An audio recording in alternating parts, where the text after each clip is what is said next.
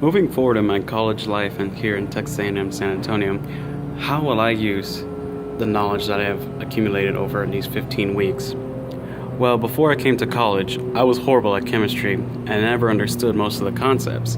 And because of this, I barely passed the high school course. When I was coming to college, I feared chemistry and I knew I had to take it since I was going to be majoring in biology. However, when the course began, my fears had vanished. I was able to understand my professor, and the online homework we received helped me understand in depth how to use certain formulas and how to use stoichiometry, a method I never understood fully before.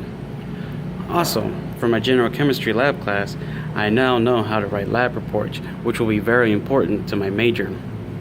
With this knowledge from both classes, it will be made as my foundation that I will build upon in my General Chemistry 2 class as well as in my biology class. Now, what did I discover about my learning style? When I first started off in college, I came with a bad case of writer's block. I never understood how to get rid of it, let alone cope with it.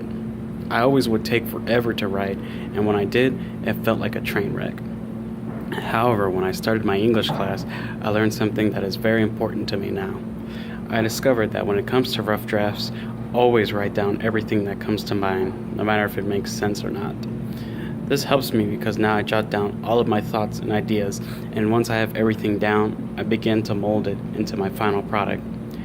This has taught me that I learn best when all of my options are in front of me and I get to modify them to my liking. Because of this new technique that I have learned, I now cope with writer's block much better.